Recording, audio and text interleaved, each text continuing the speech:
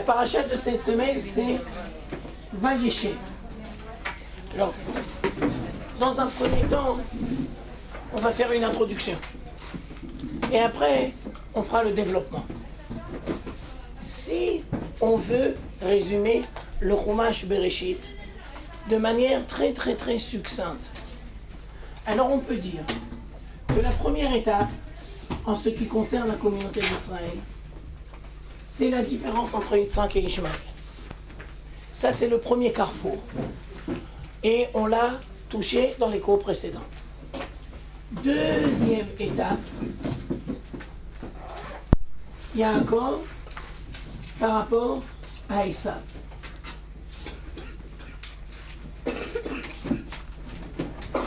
Troisième étape, la confrontation. Yaakov, Lavan, Yaakov, Esav, Yaakov et les peuples de Canaan, Shrem et Hamor. Ça, c'était la paracha de la semaine dernière que j'ai pas fait parce que j'étais malade. Yaakov par rapport à Lavan, Yaakov par rapport à Esav, Yaakov par rapport au peuple de Canaan qui s'appelle Shrem et Hamor. Et maintenant, on rentre dans la dernière partie du Chumash Bereshit. C'est la confrontation, pas Israël par rapport à l'extérieur, c'est la confrontation à l'intérieur de la famille d'Israël. Ça s'appelle Yosef et Echav. Yosef et ses frères. Ça veut dire, on peut résumer le Chumash Bereshit comme ça. Israël par rapport aux autres, Israël par rapport à lui-même. Et donc, la première partie du Chumash Bereshit, c'est Israël, ou l'identité d'Israël par rapport aux autres identités. Les autres, ça peut être Ishmaël, Esav, Lavan, ou les peuples de Canaan. Et la deuxième partie du Chumash Bereshit, qui est beaucoup plus difficile et beaucoup plus ardue, c'est la communauté d'Israël par rapport à elle-même. Et ça, c'est à partir de cette semaine, avec la vente de Yosef. Maintenant, nous allons exprimer la même idée sous une autre forme. Combien de temps ça va prendre à la communauté d'Israël pour se retrouver ensemble après la vente en Israël tous ensemble?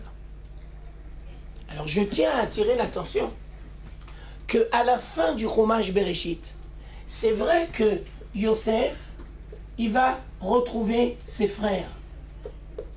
Mais je tiens à expliquer que ça va se faire en Égypte. Je tiens aussi à préciser qu'après, nous allons entrer dans l'exil. Galout, Mitzrayim. Et on dit tout de suite 210 ans. Et après, on continue 40 ans dans le désert.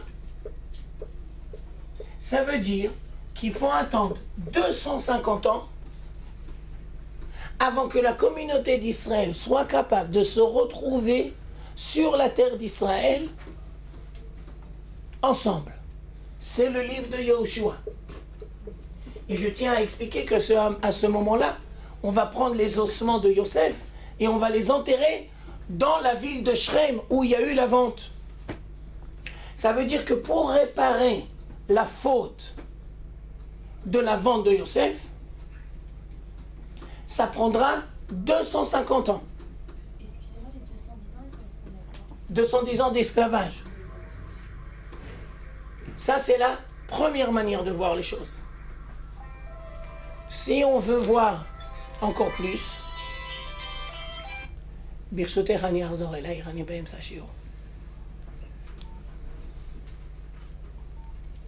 si on veut voir les choses sous un angle encore plus approfondi, alors on peut dire comme ça. Le temple se divise en deux parties.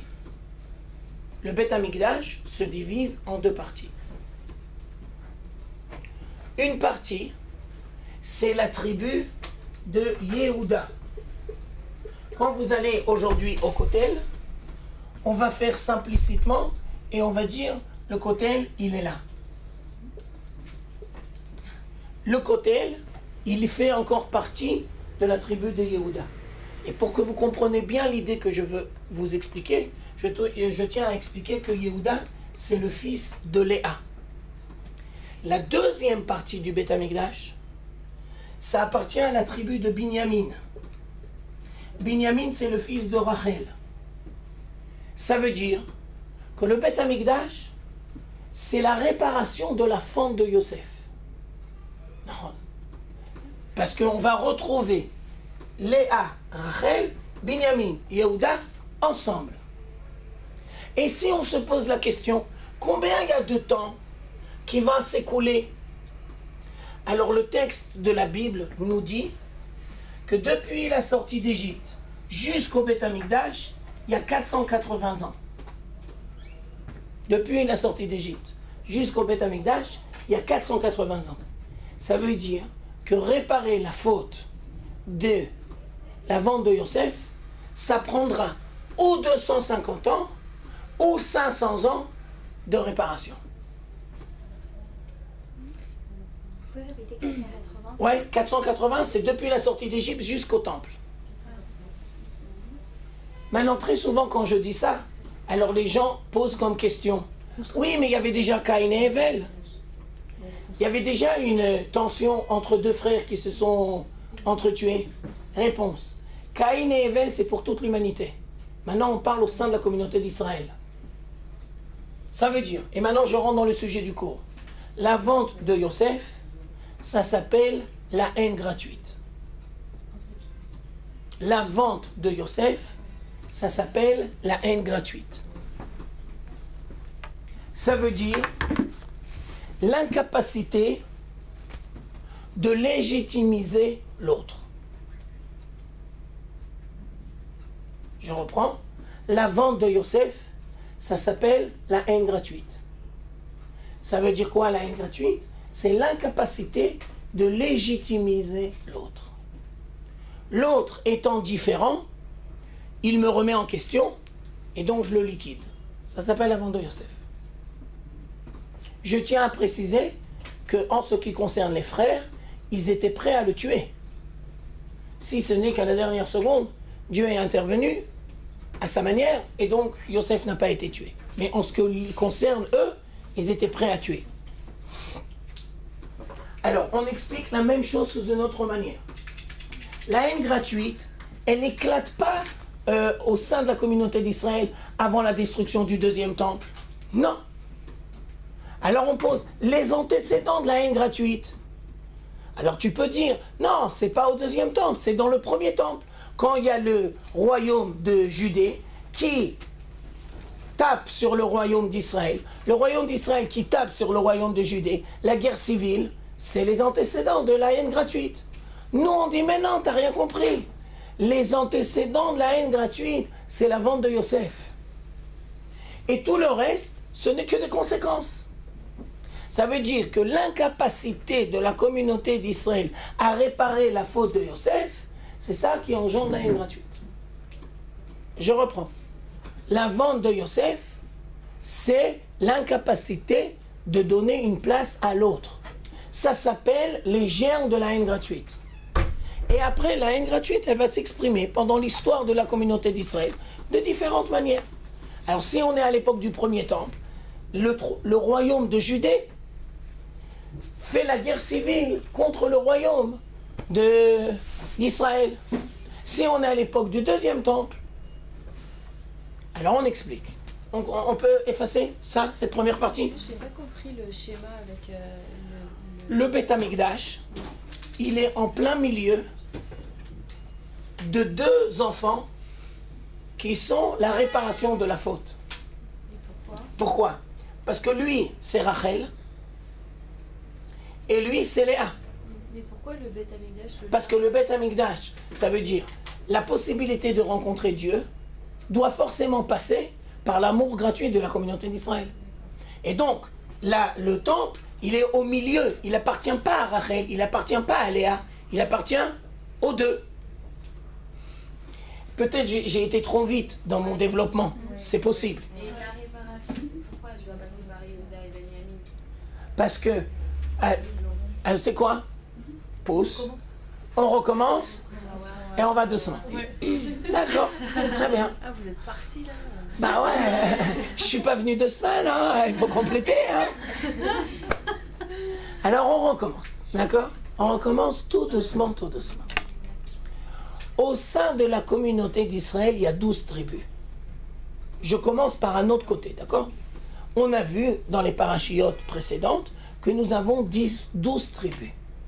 Ça veut dire quoi, 12 tribus? Alors on a expliqué dans les cours précédemment que il y a l'unité de la communauté d'Israël, mais il n'y a pas l'unicité. On a expliqué dans les cours que d'un côté, on se doit d'être tous ensemble, les 12 tribus, mais d'un autre côté, on a expliqué que chacun est différent et que chacun il amène sa contribution. On n'est pas tous pareils. Et donc, 12 tribus, c'est apprendre à respecter l'autre dans sa différence. Ben, bien sûr. Ça veut dire, je vous donne un exemple. Si je suis Yosef, d'accord? Eh bien, je dois comprendre qu'il y a Zevulun. Si je suis Asher, ben, je dois comprendre qu'il y a Gad. Vous comprenez? Ça veut dire, 12 tribus, c'est l'unité à travers la diversité. Je me permets d'attirer l'attention que ce que la communauté d'Israël doit faire à un échelon national, on est censé faire la même chose dans le couple. Unité, mais pas unicité. Une femme se devra d'accepter, de respecter, d'apprécier son identité féminine. Aujourd'hui, c'est un travail difficile, surtout dans le monde contemporain dans lequel on vit. Un homme se devra d'apprendre à connaître, à respecter, à apprécier l'identité féminine de son épouse. Une femme se devra de comprendre qu'un homme, bien qu'il est différent, il peut amener une complémentarité, et réciproquement. Donc, au sein d'une famille, on doit normalement être capable de faire unité à travers diversité. Ce que tu dois être capable de faire au sein de la famille, normalement, la communauté d'Israël doit être capable de le faire au sein des 12 tribus. Jusqu'à là, vous avez pigé? Il a fait bien. Dites-le encore. Vous avez pigé? Oui. Ah, il a fait bien. Donc maintenant, on continue. Mais qu'est-ce qui se passe dans la paracha de cette semaine? La paracha de cette semaine, c'est la vente de Yosef.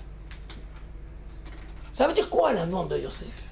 Ça veut dire que les frères rencontrent une identité qui les menace, qui les remet en question.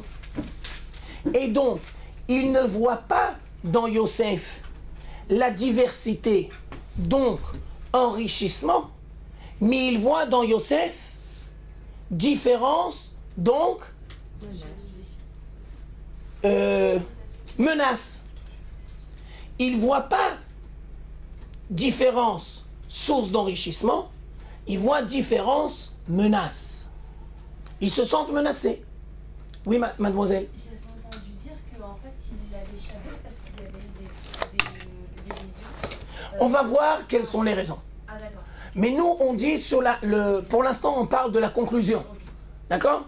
Comment ils y sont arrivés et tout ça, j'espère qu'on va y arriver. Ça veut dire, si ils avaient été capables de donner une place à Yosef, eh ben, ils ne l'auraient jamais jeté dans la citerne, ils ne l'auraient jamais vendu, ils n'auraient jamais voulu se débarrasser de lui. Ça veut dire, le fait qu'ils veulent se débarrasser de Yosef, ça montre bien qu'ils sont incapables de gérer correctement l'identité de Yosef. Et donc, ils arrivent à la conclusion, eh bien, viens, on va le jeter. On va se débrouiller. Jusqu'à là, vous avez pigé? Il a fait merde. On continue.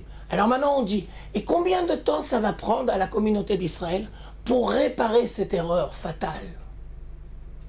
Première explication, 250 ans. Pourquoi? À la fin du Chumash Bereshit, c'est vrai que Yosef et ses frères vont se retrouver. C'est vrai, ils vont se retrouver. Avec leur père même. Mais où ils vont se retrouver? En Égypte. En exil. Ça veut dire, il y aura rencontre, mais il n'y aura pas totale réparation. Parce qu'on n'est pas chez nous.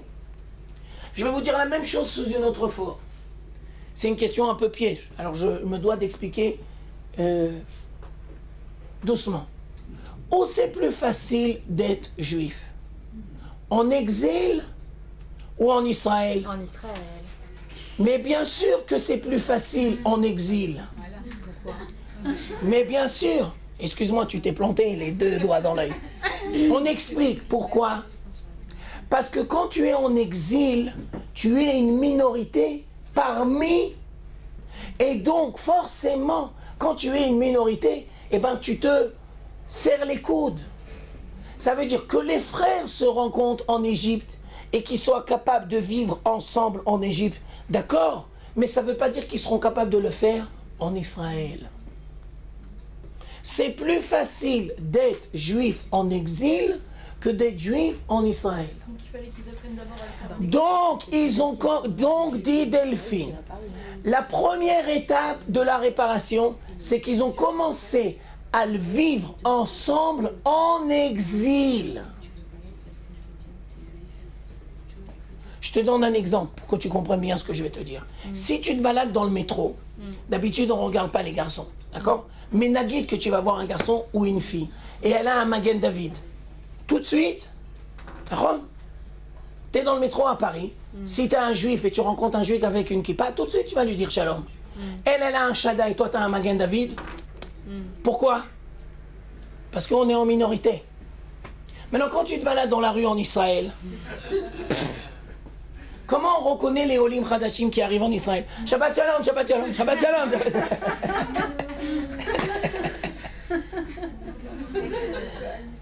Tu comprends? Mais ici, il y en a des millions. Et donc, ils ont perdu. Ils ne savent pas apprécier. Ok. Alors maintenant, avec votre permission, on continue. Première étape de la réparation, c'est la rencontre, mais c'est en exil. Alors on dit, et quand est-ce qu'ils vont revenir ensemble en Israël?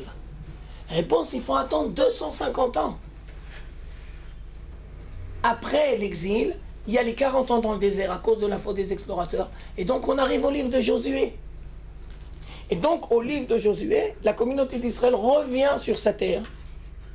Et ils sont tous ensemble. Et donc apparemment, on peut dire, eh ben ça y est, ils ont réparé. Ouais, mais ils n'ont rien réparé du tout. Parce que si tu connais la Bible, après le livre de Josué, il y a le livre des juges, Shoftim. Qu'est-ce qu'ils font les Juifs toute la journée? Ils se déchirent. Alors quand est-ce qu'on va arriver à un état où les Juifs, ils vont être capables de vivre ensemble dans leur diversité? Réponse, le Beth Amikdash. Je tiens à expliquer que quand il y a le Beth Amikdash, il y en a un seul pour toute la communauté d'Israël. C'est pas le Beth Amikdash des Ashkenazim ou des Sfaradim. Non, c'est le Beth Amikdash de tout le monde. Donc ça veut dire que quand on arrive au Beth Amikdash, on arrive à la réparation. Oui, mais on a œuvré 500 ans. Parce qu'entre la sortie d'Égypte et le Beth Amikdash, il y a 500 ans. Jusqu'à là, c'est clair? Oui, non, pas tellement? Il y a moins de gens qui disent oui que tout à l'heure. Vas-y, qu'est-ce que t'as pas pigé? J'ai pas compris comment vous êtes passé depuis 250 ans. Pourquoi ça marchait pas en Israël? Parce que j'ai dit, ils sont revenus ensemble, Ouais. mais l'expérience nous a prouvé qu'ils vont se bouffer. Ouais, d'accord. Ça s'appelle le livre des juges. D'accord? Et donc, quand est-ce qu'ils vont arriver à être capables de ne pas se bouffer entre eux? Réponse, quand il y aura le Beth Amikdash avec le roi Shlomo. Maintenant, je vous donne une autre illustration. Pourquoi le Beth Amikdash? Parce que j'ai dit tout à l'heure que le Beth Amikdash, c'est la réparation de la faute de la vente de Yosef. Pourquoi? Parce que Yehuda, c'est le fils de Léa. Une partie de Ben Amikdash, c'est Léa. L'autre partie, c'est Binyamin, Léa, c'est Yosef, Rachel. Ça veut dire que le Beth Amikdash, à qui il appartient? À tout le monde. Mais pourquoi pas Lévi alors? Non, parce que la confrontation entre Yosef et ses frères, c'est la confrontation plus particulièrement entre Yehuda et Yosef. Et si on lit encore plus approfondi le texte, les tensions qui ont commencé il y a 2 semaines entre Rachel et Léa, ça va s'exprimer entre Yehuda et Yosef, et donc ça va déboucher sur la vente. Jusqu'à là, vous avez pigé? Oui. Parce que c'est entre Benjamin et Yehuda et entre... Nahon, tu as raison. Tu as raison de dire. En ce sens-là, Yosef et Binyamin, c'est la même chose. D'accord? C'est les deux frères. Ils sont 2 frères, donc c'est le même principe. C'est la même mère. D'accord? Jusqu'à là, vous avez pigé? Alors maintenant, on va dire tout ce que j'ai dit sous une autre forme.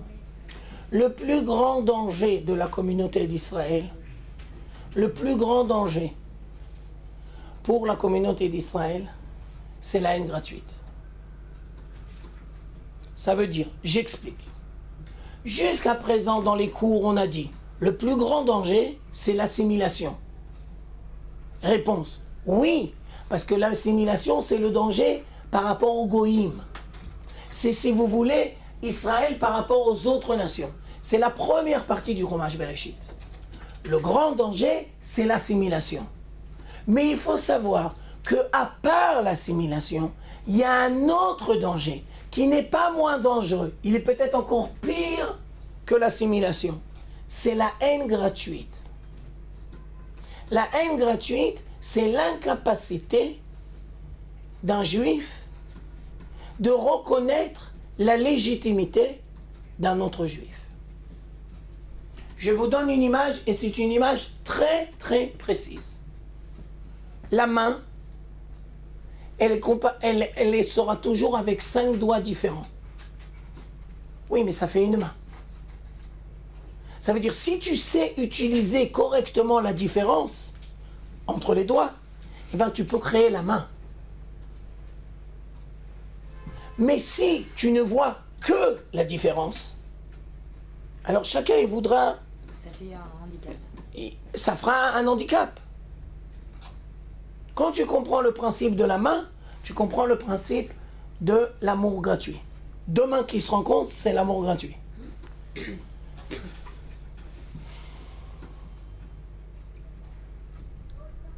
Maintenant, je voudrais essayer de montrer dans le texte comment la communauté d'Israël est arrivée à la vente de Yosef.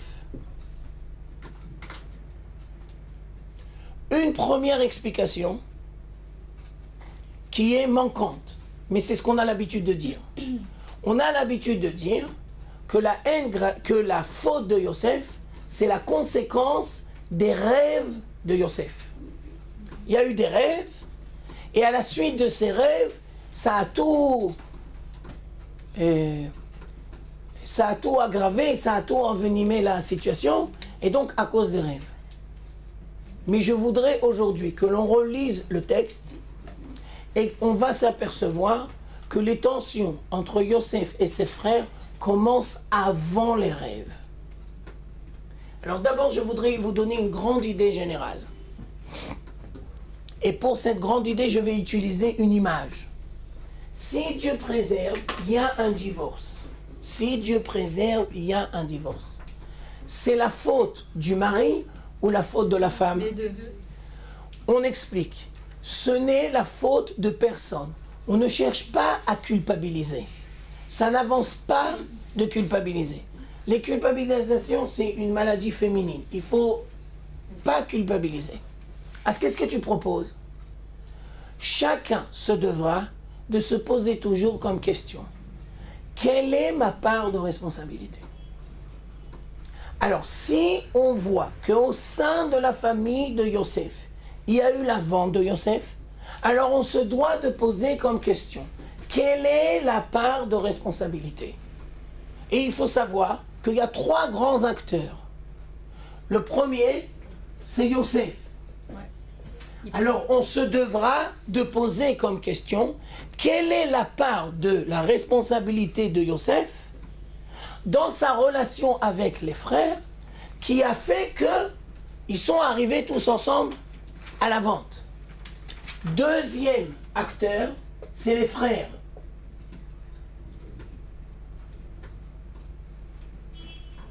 Echav. Troisième, le père. Yosef. Yosef, les frères, Yaakov le père. C'est un peu dur de dire que le père il a aussi une responsabilité, mais n'empêche que les Chachamim vont nous dire que le père il a une responsabilité. Bah oui. Non. Ça veut dire quoi? Alors j'explique la même idée sous une autre forme. Si on voit qu'il y a la vente de Yosef, si on voit qu'on arrive à la tragédie de la vente de Yosef, qui doit changer? Qui doit prendre conscience de son erreur? Réponse, les trois. Maintenant, je tiens tout de suite à préciser parce que de maintenant jusqu'à la fin du Chumash Bereshit, on va s'occuper de la vente de Yosef et de ses frères. Et il faut savoir que la réparation de Yosef et la réparation des frères, c'est pas la même chose. Je tiens tout de suite à préciser, on est au début de notre étude, on va le revoir. Yosef, on va l'appeler Yosef le juste, Yosef Hatzadik. Mais les frères, non. Ça veut dire, la réparation que Yosef va faire à travers la vente, c'est une réparation incommensurable, extraordinaire. Yosef va arriver à des degrés de réparation qui sont presque de l'ordre de l'inhumain. Par contre, les frères, non. Les frères, ils ne sont pas arrivés au même niveau. Ça veut dire quoi? Ça veut dire que l'on ne va pas simplement apprendre quelle est la part de responsabilité de chacun. On va aussi essayer de voir comment ça va se réaliser, Bichlal. Et on va voir qu'il va y avoir un décalage. Et donc, puisqu'il y a ce décalage, donc on comprend que ici, ça prendra beaucoup de temps avant de réparer la faute de Yosef. Parce qu'il y a un décalage. Le boulot que Yosef a fait, les frères ne l'ont pas fait. Et parce qu'ils ne l'ont pas fait, eh ben, il y a un décalage. Jusqu'à là, c'est clair? Ça veut dire que Yosef a fait le travail des frères? Non, ça veut dire qu'il a fait beaucoup plus. Mais comme eux, ils n'ont pas fait ce que lui, il a été capable de faire, alors il y a un décalage. Et eux n'ont pas été capables d'arriver à son niveau. Et Yaakov dans tout ça. Il a apporté sa contribution et il l'a fait. Mais les grandes tensions, c'est ici. Est-ce que c'était l'épreuve de Yosef? Yosef devait surmonter Ouais, l'épreuve? bien sûr, on va le voir. Alors maintenant, pour que vous compreniez bien ce que je veux dire, je tiens à aller doucement. Je sais, vous avez raison, j'ai tendance à aller trop vite. Alors je vais aller doucement, mais vous êtes obligés d'ouvrir la Bible en français ou en hébreu. Sinon, vous n'allez rien comprendre. Alors, vous devez de prendre une Bible, ou en hébreu ou en français. D'accord? Nous sommes au chapitre 37. Vayeshev, c'est Lamed Zain. Qui veut lire, s'il vous plaît, en hébreu ou en français, le verset 4? Qui veut lire en français ou en hébreu le verset 4? 4, c'est Dalet. Vas-y, avec grand plaisir. Ses frères, voyant que leur père les mit de préférence à eux tous, le prirent en haine, et ne purent se résoudre à lui parler amicalement. Il a fait, mais... Yosef, c'est tout? Non, tu peux continuer encore un tout petit peu. Yosef, ayant eu un songe, le conta à ses Oh, frères. ça, tu as commencé le verset 5. Ah non, moi je veux que le 4. Ça veut dire, regardez bien, la fin du verset 4, c'est marqué textuellement, les frères sont incapables de parler avec Yosef dans le calme et la sérénité. 2 minutes. Ça veut dire quoi? Le verset 5, c'est les rêves. Ça veut dire qu'il y a des antécédents avant même les rêves. Je reprends parce que j'ai l'impression que vous avez un peu perdu les pédales. Nous sommes au chapitre 37, Lamed Zayn. On a lu maintenant en français le verset 4. Et à la fin du verset 4, il y a marqué que les frères sont dans l'incapacité de parler. Maintenant, on ne va pas maintenant tout de suite rentrer la jalousie, pas la jalousie. 2 minutes, on va y arriver. Mais ce que je veux dire, c'est que le verset 5, c'est les rêves. Dans le verset 4, il y a marqué on n'est déjà plus capable de parler. On n'est plus capable de parler, ça veut dire que ça déraille complètement. Les rêves, c'est de l'huile sur le feu. S'il n'y avait pas eu les rêves, eh ben, il y aurait eu autre chose qui aurait engendré des complications. La même explication sous une autre forme. La violence commence toujours où la parole se termine. La violence commence toujours où les mots se terminent. Ça veut dire que si on veut enrayer la violence, on doit apprendre à parler. Je m'excuse, on est dans un cours de filles, il faut faire attention. Mais une femme qui a été blessée, premièrement, elle a du mal à pardonner. Ce n'est pas le sujet du cours aujourd'hui. Deuxièmement, elle a du mal à parler. Le mot silence et violence, c'est pas la même racine. On l'a dit déjà dans les cours précédents, que violence et silence, c'est la même racine. Alimut, c'est violence. Et il mout, c'est silence. Ça veut dire l'incapacité de parler, c'est le début de la violence. Question piège. Est-ce qu'il vaut mieux que le couple, il s'engueule ou qu'il se taise? Qu'il s'engueule. Mais bien sûr, on n'est pas pour qu'il s'engueule. Mais au moins, il communique. Au moins, il y a un échange. À partir du moment où on n'est plus capable de parler, ça veut dire que l'on risque de rentrer dans la violence. On l'a déjà fait ensemble, et je ne voudrais pas revenir. Mais j'imagine que vous avez oublié, c'est normal. Je vous demande, je vous invite à revoir les cours précédents. Le premier meurtre, on l'a lu ensemble, on l'a traduit et on l'a traversé et on l'a travaillé ensemble. C'est le chapitre 4, verset 8. Il y a 3 parties dans le verset et on a expliqué les 3 parties. Ils sont ensemble dans le champ. Non, d'abord ils se parlent.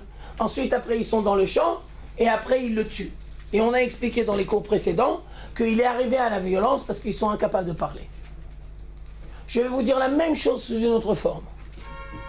Le rôle des parents, premier, c'est d'être à l'écoute de leurs enfants.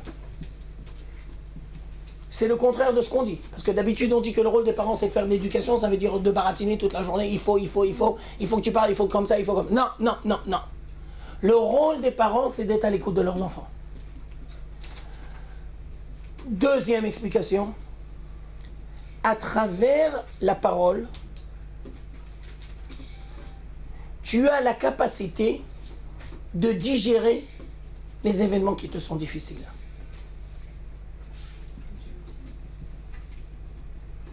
Et donc, au sein de ta famille, on doit te consacrer du temps, des efforts, une place où tu te sens toujours libre de dire ce que tu as dans les tripes. Un homme et une femme qui se marient et qui donnent naissance à leurs enfants, ce n'est pas pour donner des habits à leurs enfants, ou donner à manger à leurs enfants, ou donner un logis à leurs enfants. Ça, c'est les besoins matériels. Besoins matériels, c'est facile. C'est pas la fin du monde. Alors pourquoi tu mets des enfants au monde? Pour qu'ils amènent une contribution à l'humanité. Mais je tiens à dire que s'il n'y avait pas quelqu'un qui était à leur écoute, et s'il n'y a pas quelqu'un qui leur a aidé à digérer, ils ne seront pas capables d'apporter une contribution. Ça veut dire que nous vivons dans un système aujourd'hui où il y a beaucoup de mass médias, mais il y a énormément de violence. Ben oui, parce qu'il n'y a pas d'échange, il n'y a pas de rencontre. Tu montes dans le train, ça veut dire que les gens ne savent pas se rencontrer et ne savent pas parler. Il semblerait que le fléau prochain, c'est la déprime. La déprime, ça arrive toujours quand quelqu'un ne se sent pas apprécié de son entourage. Et pourquoi il ne se sent pas apprécié? Pourquoi il n'a pas de relief? Parce qu'on ne lui parle pas. Apprécié ou compris? Les deux, ça va toujours ensemble. Ça va toujours ensemble. Si tu comprends quelqu'un et que tu ne l'apprécies pas, ça veut dire que tu ne l'as pas compris. Et dans la famille, apprécier et comprendre, ça doit toujours aller ensemble. Tu ne peux pas dire comprendre, apprécier. Non. Une femme, son mari, les parents, les enfants, comprendre, apprécier, ça va toujours ensemble. Je tiens à préciser que même s'il y a des différends entre l'homme et la femme, ou entre les enfants et les parents, tu dois apprendre à gérer correctement les différences. Et tu dois apprendre à respecter l'autre. Si l'autre il te demande gentiment, tu es à ton écoute. Et c'est le devoir, ton devoir, d'être sincère. Avec l'autre ou avec toi-même? Les deux. Si par exemple, c'est un exemple bête et méchant, si par exemple il y a quelqu'un qui parle dans ton cours et ça te dérange, tu le dis ou tu le dis pas? Mais bien sûr, tu es obligé de le dire. Sinon, ça veut dire que tu n'es pas sincère. Tu joues le jeu. Mais on n'est pas à l'école, on ne joue pas le jeu. Donc tu le dis. Mais bien sûr que tu le dis. Tu dois apprendre aussi à le dire gentiment. Tu ne vas pas lui dire, hey, j'en ai marre, tu me casses la tête. Non, dis pas ça. Mais tu dois apprendre à dire gentiment.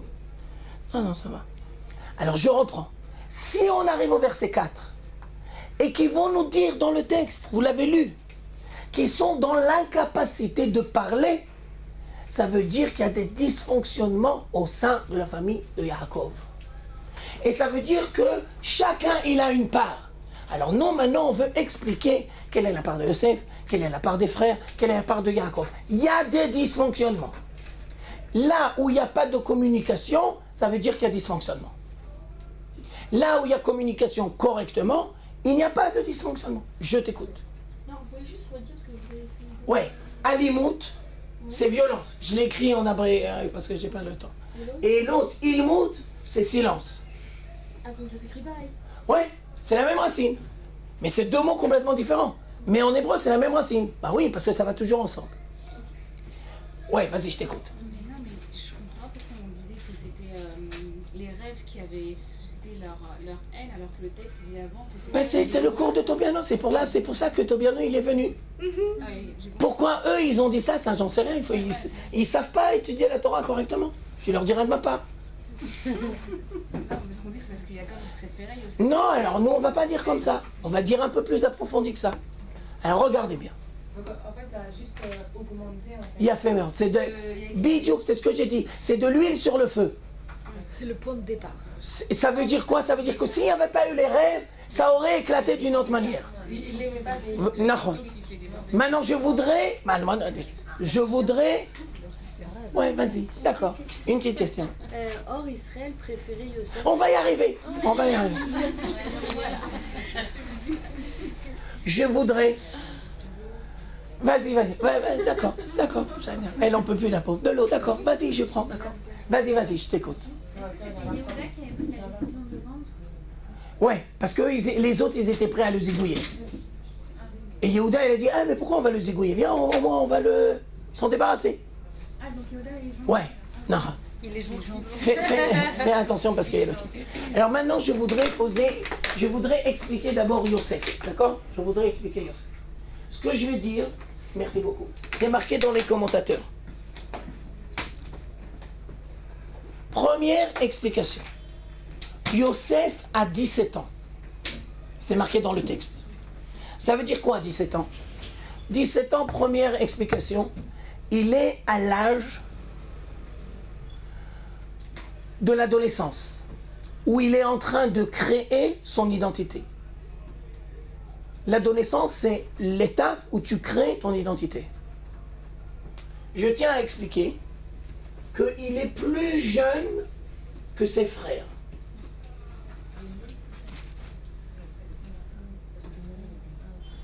Mais Yosef, il est très, très, très compétent. Et Yosef, il a des capacités énormes. Et très rapidement, bien qu'il soit un des plus jeunes, il va prendre la place de tous ses frères. Et Yaakov va lui donner énormément de responsabilités. Et comment ça se traduit, les responsabilités que Yaakov va donner à Yosef? La responsabilité des troupeaux. Est-ce que... 2 minutes. Ça veut dire, nous avons quelqu'un de très jeune qui est en train de se former, qui a beaucoup de capacités, mais qui, en fin de compte, par sa présence, il dérange. Il dérange. Et donc, je tiens à expliquer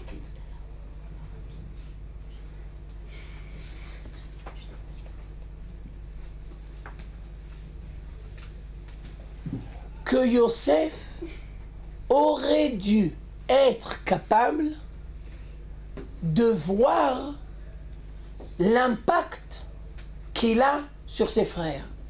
Mais quand tu es à 17 ans, tu n'es pas capable d'avoir ce regard sur toi-même et sur les autres. Mais c'est son père qui devait... Oh, tu as raison Delphine, 2 minutes.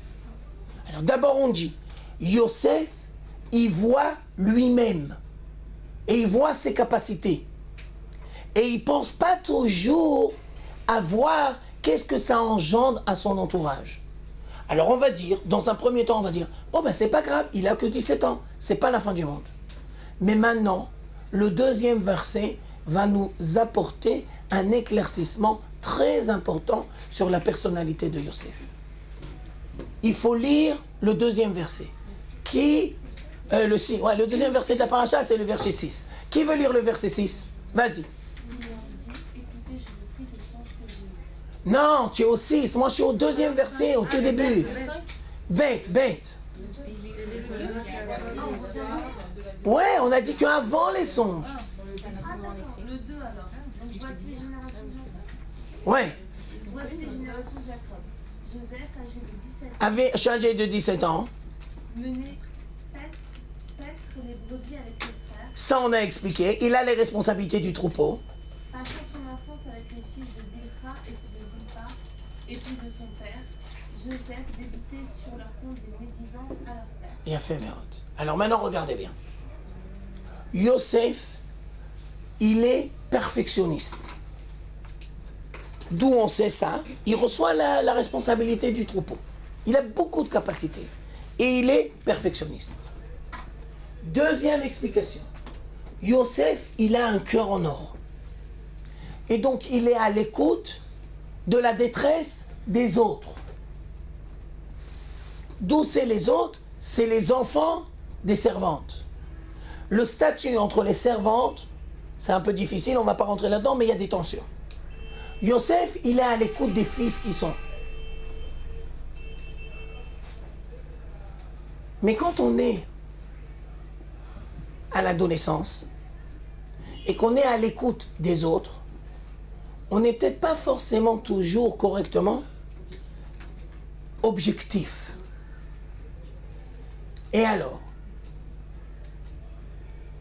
Yosef étant perfectionniste, il va voir un comportement chez ses frères qui ne lui convient pas. Yosef étant perfectionniste, il va voir chez ses frères un comportement qui ne le convient pas et qui le révolte. Et alors ça, c'est ça l'erreur de Yosef.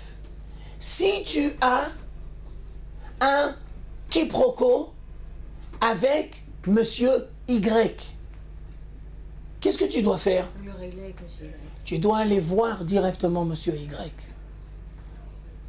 Tu ne peux pas aller voir Monsieur Z et lui dire « J'ai un problème avec Monsieur Y ». tu dois d'abord aller voir Monsieur Y. Mais j'ai que 17 ans. Ils sont beaucoup plus grands que moi. Moi, je suis compétent. Ça va les mettre encore plus mal à l'aise. Tu as raison. Tu as raison, c'est difficile.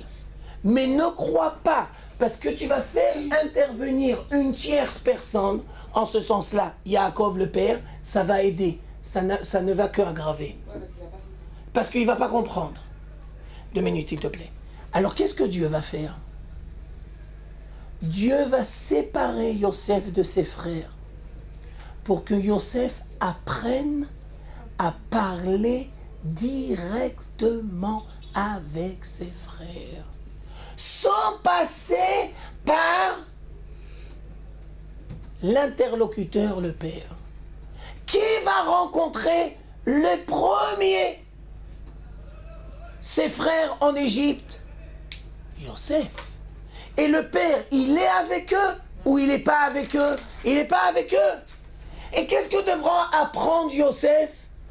Yosef devra apprendre à parler directement à ses frères. Et où intervient le rôle du père? On va y arriver. C'est 2 fois que tu me dis, tu as raison. Alors j'explique. La responsabilité de Yosef, c'est l'incapacité d'être capable de parler directement avec la personne concernée. Et il a cru que si tu fais intervenir une tierce personne, ça va aider. Alors regardez bien, je m'excuse de vous donner ces exemples. Si par exemple j'ai un quiproquo dans le groupe, je vais en parler avec la madricha? Je vais parler avec Dora? Non. Qu'est-ce que je fais d'abord? D'abord je vais voir la personne concernée. Si j'ai un problème dans le groupe, je vais voir Rivka? Non. Mais c'est difficile d'aller voir la personne. Ça me demande beaucoup d'efforts. Ça me demande de trouver les mots, de trouver le moment, de trouver est-ce qu'elle va être capable de m'écouter. Tu as raison. Tout ça, tu as entièrement raison. Mais ne crois pas que si tu vas intervenir par Dvorah ou par Rivka, ça va aider. Ça va mettre que de l'huile sur le feu. Je vous donne maintenant le même exemple sous une autre forme. Tes profs ou tes parents. Il y a un gosse qui vient, il est en pleurant. Eh, il m'a fait, il m'a fait, il m'a fait. Ça veut dire qu'il a raison? Non. Qu'est-ce que tu dois faire alors? Tu te dois de l'écouter. Tu te dois de le réconforter. Et après, tu te dois de dire, alors viens maintenant, on va écouter sa version. C'est-à-dire, tu dois parler face à face. Je tiens à dire que parler face à face, c'est toujours plus difficile que de parler. Je m'excuse de vous donner un 3e exemple. Aujourd'hui, quand on veut renvoyer quelqu'un, qu'est-ce qu'on fait? On lui envoie une lettre. Ça veut dire, on n'est pas capable de le voir en face. On est lâche, on est peureux. Parce qu'on a peur de la confrontation. On ne veut pas engendrer que l'autre il va te dire mais attends mais 2 minutes, mais pourquoi tu me mets dehors? Tu ne peux pas m'expliquer les raisons? C'est beaucoup plus difficile la confrontation. Le regard face à face, c'est beaucoup plus difficile. Alors les gens sont des peureux. Oui, les gens sont des peureux, les gens sont des lâches. Et ils utilisent la violence. Il y a une lettre au 3e étage qui t'attend si tu veux. Il t'envoie un petit SMS. Il y a une lettre au 3e étage qui t'attend. Ça veut dire que l'incapacité de parler directement, c'est une forme de violence. Ça veut dire que la violence qui va éclater avec la vente de Yosef, elle a commencé avec l'incapacité de Yosef à parler directement avec ses frères.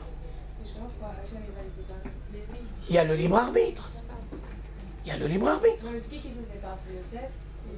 Non, dans un premier temps, Yosef, il voit son père. Et Yosef a dit, tu sais, regarde mes frères, ils font comme ça. Non, il n'a pas été. Il a été directement au père.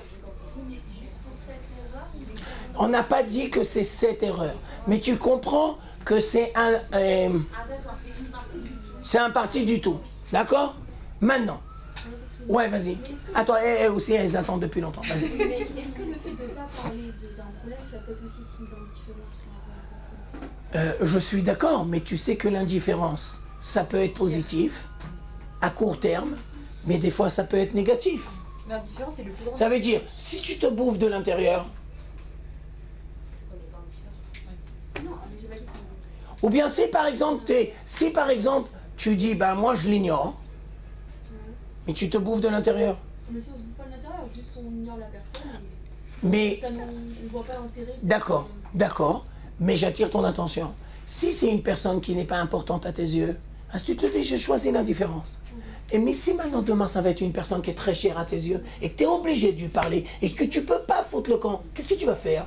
Tu peux pas choisir l'indifférence.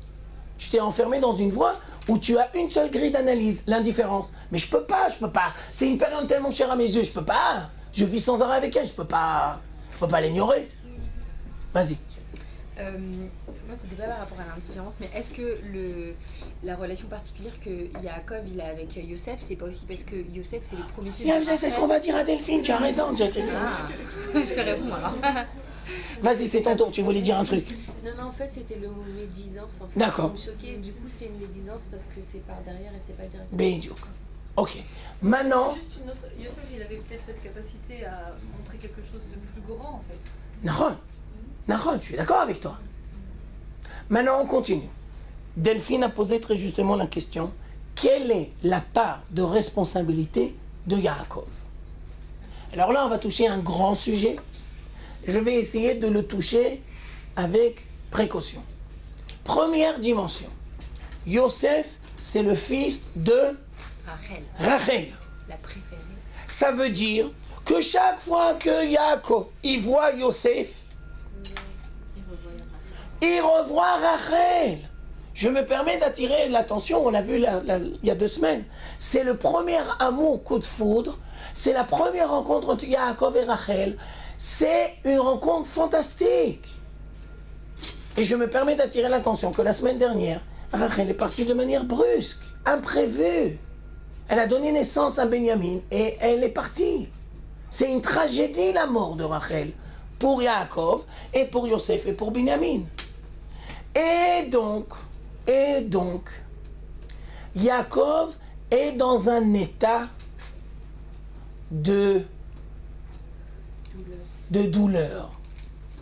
Il est dans un état de douleur. Ça, c'est la première explication. Ça ne va pas tout justifier.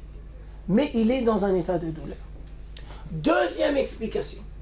Alors là, c'est fantastique.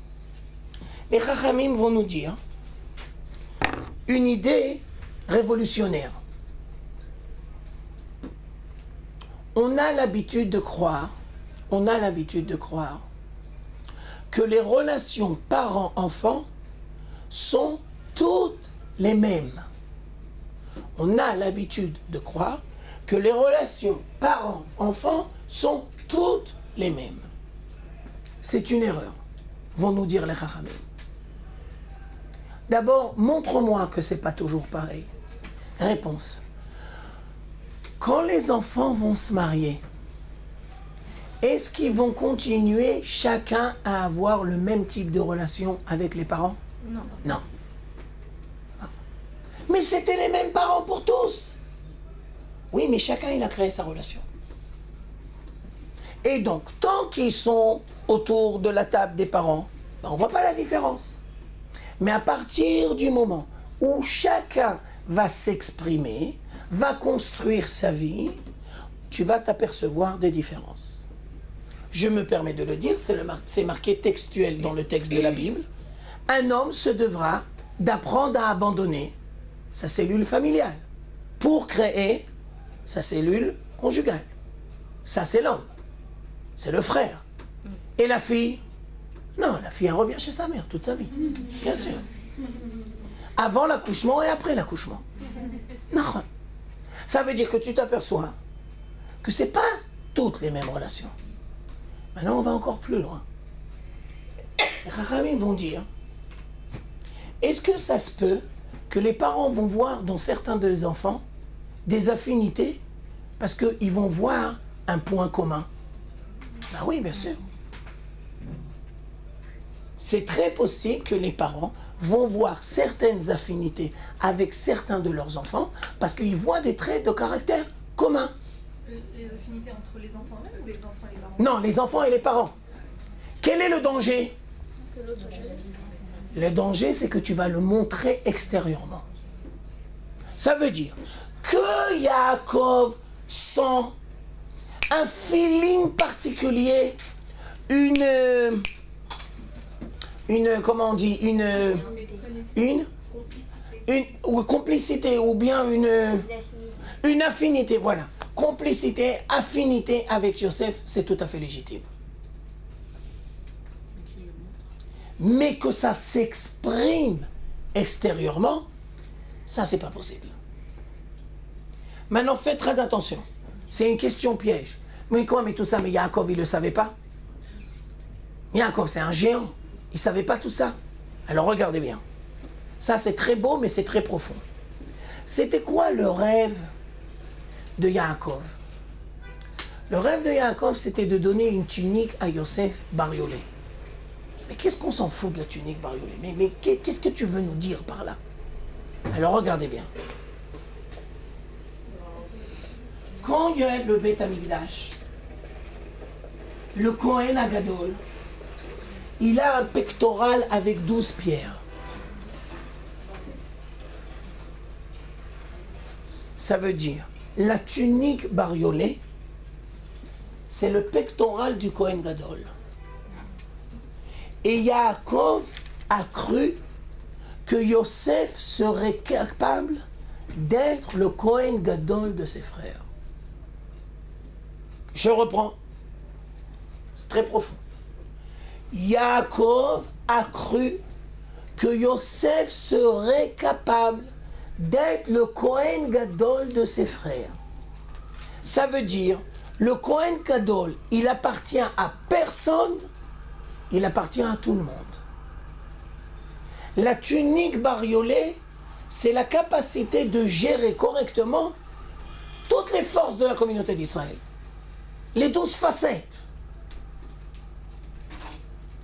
Yaakov avait vu juste,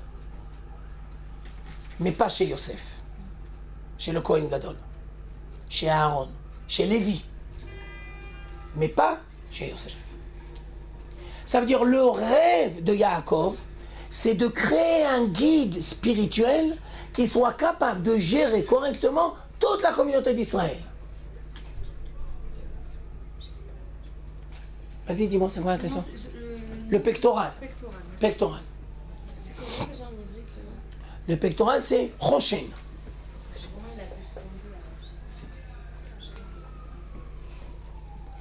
Ça veut dire, il s'est trompé sur la forme, mais pas sur le fond. Le fond, il avait vu juste.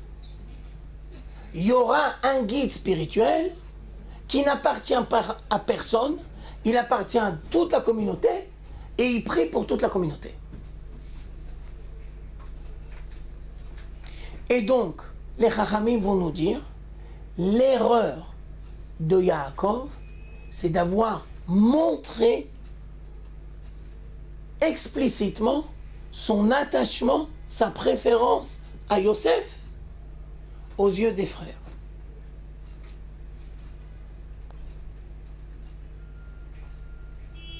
Ça veut dire que Yaakov doit apprendre à créer une relation équilibrée avec tous ses frères, avec tous ses fils.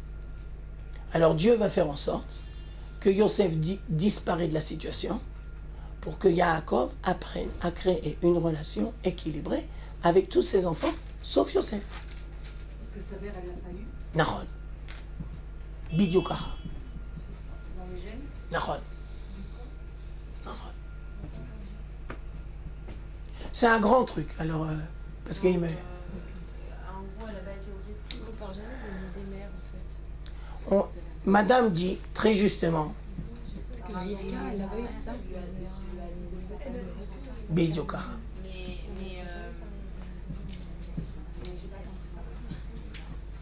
C'est pas que j'ai pas compris, c'est-à-dire qu'il n'a pas réussi, entre guillemets, à être objectif par rapport à Yosef. Bidio. Mais Nahon. comment après il le passe à Lévi alors? Non, ça c'est encore une autre histoire. Ça c'est Dieu qui va intervenir et qui va dire, pas Yosef, mais Lévi. D'accord? C'est Dieu qui va choisir Lévi. À un moment, il va dire Lévi. Alors, je reprends ce que j'étais en train de dire. La vente de Yosef va engendrer la disparition de Yosef. Alors, on dit la disparition de Yosef. Pourquoi? Pour que Yaakov apprenne à créer une relation avec tous ses enfants.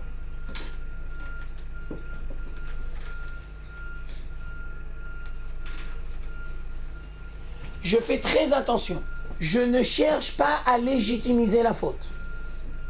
Je ne cherche pas à légitimiser la vente. La vente est une erreur. On paye le prix de cette erreur. On n'aurait jamais dû faire la vente.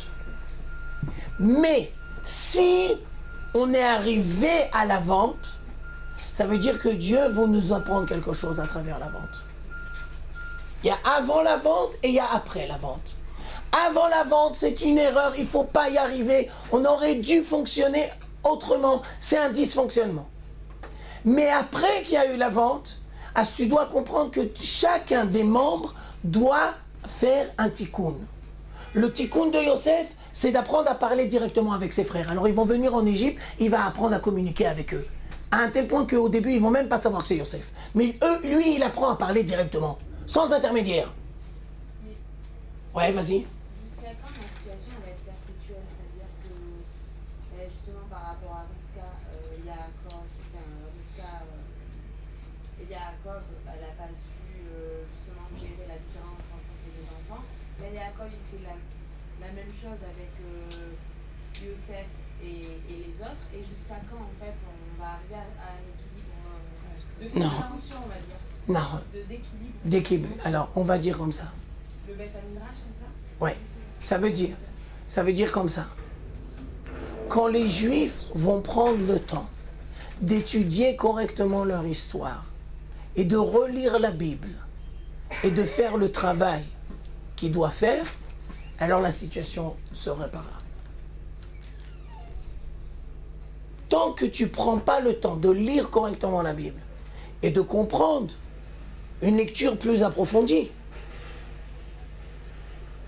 je vous donne une illustration de ce qu'on est en train de dire. La vente de Yosef, aujourd'hui, ça existe ou pas? Qu'est-ce que vous dites? Mais bien sûr! Qui veut donner des exemples? C'est moi qui fais tout le boulot. D'accord, pas de problème. Les Ashkenazim et les Sfaradim, ça va toujours ensemble, oui ou non? Non, mais en même temps, on a vu que dans la paracha de la semaine dernière, il disait que par rapport au Goïm, justement, il fallait dans un premier temps faire une séparation en deux pour être sûr d'en sauver la moitié. Donc on peut se dire que les Séparadim et les Ashkenazim, c'est dans ce sens-là. Alors nous, on va plus loin. Ça, c'était la semaine dernière quand on est opposé à un adversaire chez les Goïm. La paracha de cette semaine, c'est apprendre à créer la communauté d'Israël à l'intérieur. Mais alors qu'est-ce qu'aujourd'hui, on est encore avec les Goïm. Ça voudrait dire que d'un côté, on nous dit que pour être face à eux, il faut garder cette séparation, mais pour être... Non, non, on n'a pas dit comme ça. On a dit, pour faire face à l'hostilité des Goïm, on doit apprendre à vivre ensemble. Quand tu tombes dans la main des Goïm, c'est toujours la preuve que toi, tu ne fais pas ton travail correctement. Non, mais on doit vivre ensemble et garder cette séparation. La séparation entre qui et qui? Ashkenazim, Sfaradim. Non, pas forcément. Tu la gardes dans certains domaines et dans d'autres domaines, non. Il y a des domaines où tu la gardes. Où tu la gardes, par exemple, au Beth Knesset. Où tu la gardes pas, à la cuisine ou au mariage. Il n'y a aucune interdiction pour un Ashkenaz de manger du couscous. Non, c'est d'ailleurs conseillé. Il n'y a aucune interdiction pour un... Je la comprenne comme une différence, il faut que je la comprenne comme une source d'enrichissement. Bidiouk. Bidiouk. Maintenant, je m'excuse, je vous donne encore une autre illustration. La vente de Yosef aujourd'hui, eh ben, c'est très facile. Les religieux et les pas religieux. Ou les différents courants. Ou les différents courants chez les religieux. Vous avez pigé? Bien fait. On continue. Il nous reste 5 minutes. Les frères. Alors d'abord, ils ont du mal à gérer le talent de Yosef. Ils ont du mal ils ont du mal à gérer le talent de Yosef. Parce que quand ils voient la réussite de Yosef, eh bien, malheureusement, c'est la nature humaine, ils se sentent complexés et remis en question.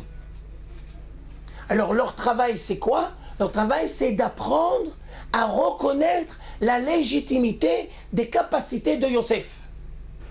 Comment ça va se faire? Ils vont arriver en Égypte. Et devant qui ils vont se présenter? Devant le fils du roi, le vice-roi. Et c'est qui le vice-roi? C'est Yosef. Mais ils ne savent pas encore que c'est Yosef.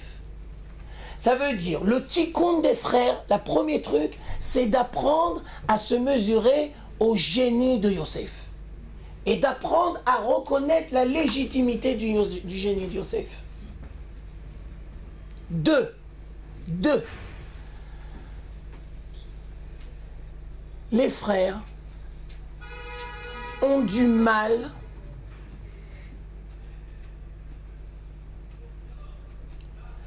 à gérer correctement la relation Yaakov-Rachel. Ils ont du mal. En quoi ça les regarde si elles avaient de Réponse, en quoi ça vous regarde? Ça veut dire, c'est humain qu'ils ont du mal. C'est humain, mais ça ne les regarde pas. Vous êtes des enfants, vous n'avez pas à vous immiscer dans les relations conjugales qu'il y a entre Yaakov et Rachel et Yaakov et Léa. Ce n'est pas votre rôle. Maintenant, vous ne devez pas vous sentir remettre en question. Vous êtes tout à fait légitime, vous êtes les 12 tribus. Yaakov ne vous a jamais mis dehors. Yaakov sait que vous êtes les 12 tribus. Quand Yaakov, à la fin de sa vie, il va faire la bracha, à qui il va faire? À tout le monde. Mais eux, ils ont du mal à gérer la relation Yaakov-Rachel. Ils se sentent exclus. C'est humain, mais c'est pas légitime. C'est dur à gérer. C'est dur à gérer. D'accord, c'est dur à gérer. D'accord. Je m'excuse de vous donner cet exemple, mais c'est pour faire une illustration. Et c'est un exemple très précis. Un deuxième mariage, c'est très difficile. Un deuxième mariage, c'est très difficile. D'abord, c'est difficile pour le couple. Parce que de manière consciente ou inconsciente, qu'est-ce qu'ils font sans arrêt? Ils comparent. Deuxième truc, les enfants. Ben ça s'appelle Yaakov et ses frères, Yosef et Rachel et Léa. C'est un deuxième mariage. C'est dur à gérer. Et avant que chacun il a ses légitimités et que chacun il trouve sa place, je suis suinte. Troisième.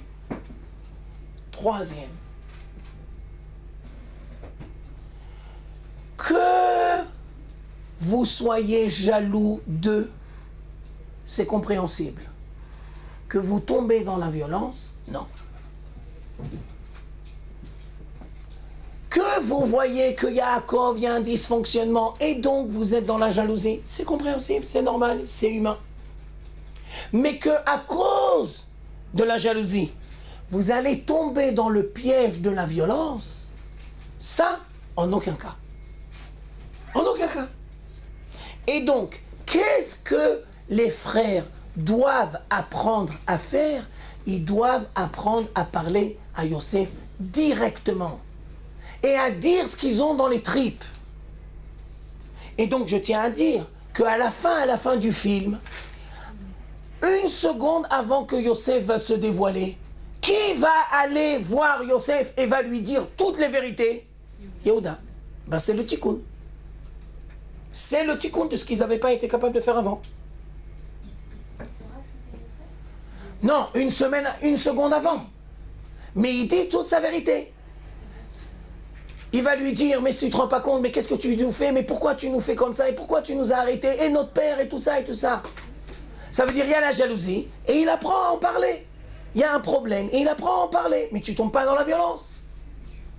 C'est le tikkun. Conclusion. Les rêves ne sont que de l'huile sur le feu. Les rêves ne sont que de l'huile sur le feu. La paracha de cette semaine est là pour nous apprendre comment on doit apprendre à gérer nos problèmes de relation. La paracha de cette semaine est là pour nous apprendre comment apprendre à gérer nos problèmes de relation avec notre entourage. Ce que tu fais avec toi-même, tu dois être capable de le faire avec les autres. Tu ne pourras jamais faire avec l'autre ce que tu ne sais pas faire avec toi-même. Tu dois apprendre à te pardonner. Tu dois apprendre à te respecter. Tu dois apprendre à légitimiser tes capacités et à accepter des compliments. Tu dois apprendre à reconnaître tes erreurs. Je reprends. 4 choses. Ce que tu fais avec les autres, c'est ce que tu fais avec toi-même. Ce que tu ne sais pas faire avec toi-même, tu ne pourras jamais le faire avec les autres. Alors d'abord, tu dois apprendre à te pardonner. Non, tu dois apprendre à te pardonner. Et comme ça, tu pourras pardonner les autres. Deuxième truc, tu dois apprendre à être sincère avec toi-même. Et à reconnaître l'endroit où tu es exactement. Tu ne joues pas un jeu.